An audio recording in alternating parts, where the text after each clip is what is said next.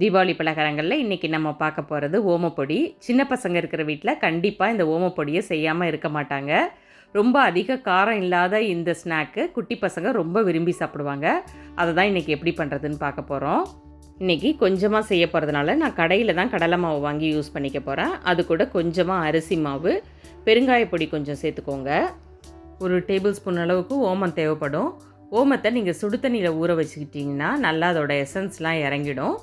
நீங்கள் செய்ய போகிறதுக்கு ஒரு 10 நிமிஷத்துக்கு முன்னாடி சுடு தண்ணியில் ஊற வச்சுக்கோங்க. கொஞ்சமாக காரப்பொடி, ஒரு ஸ்பூன் ஓமம் எடுத்து அதை சுடு தண்ணியில் ஊற வச்சுக்கிறேன். இது அப்படியே இருக்கட்டும். 1.5 கப் கடலை மாவு எடுத்துக்கலாம்.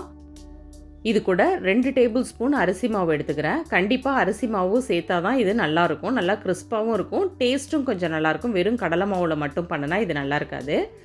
கொஞ்சமாக காயப்பொடி சேர்த்துக்கோங்க. நான் எடுத்திருந்த 1.5 கப் கடலை மாவுக்கு 1.5 டீஸ்பூன் மட்டும் தனி மிளகாய் தூள் சேர்த்தா போதும். தேவையான அளவுக்கு உப்பும் சேர்த்துக்கோங்க. உங்கள் வீட்டு குழந்தைங்களுக்கு காரம் சுத்தமாக பிடிக்காது அப்படின்னா நீங்கள் இதில் 1/2 டீஸ்பூன் மிளகாய் தூளை குறைச்சிக்கோங்க. விஸ்கு வச்சு மாவை நல்லா கலந்துக்கோங்க. இப்போ ஓமம் நல்லா ஊறி இருக்கும். கையால் நல்லா கலந்து விட்டு வடிகட்டி வச்சு அந்த தண்ணியை மாவோடு சேர்த்துக்கோங்க.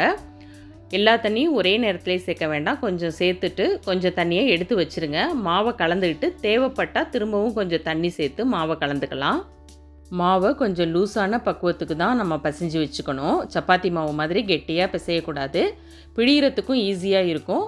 நம்மளுக்கு ஓமப்பொடியும் நல்லா கிறிஸ்பியாக வரத்துக்கு இந்த பக்குவத்தில் மாவை பிசைஞ்சு வச்சுக்கோங்க. இப்போது உரலில் உள்பக்கமாக எண்ணெய் தடவி வச்சுக்கோங்க.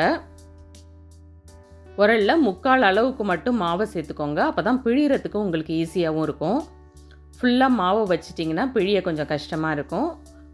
மாவு ரெடி பண்ணும்போதே நான் ஸ்டவ்வில் எண்ணெயை சூடு பண்ணி வச்சுருக்கேன். இப்போ எண்ணெயில் டைரெக்டாகவே நீங்கள் பிழிஞ்சு விட்டுக்கணும். ஓமப்பொடி பிழிஞ்சு விட்டு கரெக்டாக 4லேருந்து 5 செகண்ட்லேயே சலசலப்பெல்லாம் அடங்கிடும். நீங்கள் 2 ஸ்பூன் அல்லது சின்னதாக கரண்டி வச்சு பொறுமையாக நிதானமாக திருப்பிக்கோங்க. திருப்பி போட்டு 1 செகண்ட் வச்சுருந்தீங்கன்னா போதும். நல்லா கிறிஸ்பான ஓமப்பொடி நம்மளுக்கு தயாராகிடும். லேசாக எண்ணெயை வடிச்சிட்டு தட்டுக்கு மாற்றிக்கோங்க. அடுத்ததாக மீதி இருக்கிற மாவையும் நம்ம இதே மாதிரியே டைரெக்டாக எண்ணெயில் பிழிஞ்சு விட்டுக்க போகிறோம்.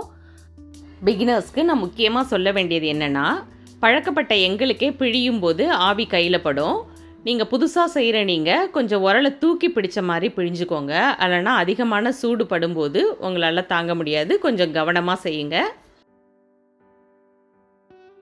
கருவேப்பிலையும் பொரித்து எடுத்து இதில் போட்டிங்கன்னா நல்லா கம வாசனையோட ஓமப்பொடி தயாராகிடும். நீங்கள் இந்த தீபாவளிக்கு ட்ரை பண்ணி பார்த்துட்டு எப்படி வந்ததுங்கிற உங்கள் ஃபீட்பேக்கையும் ஷேர் பண்ணுங்கள். தேங்க்யூ.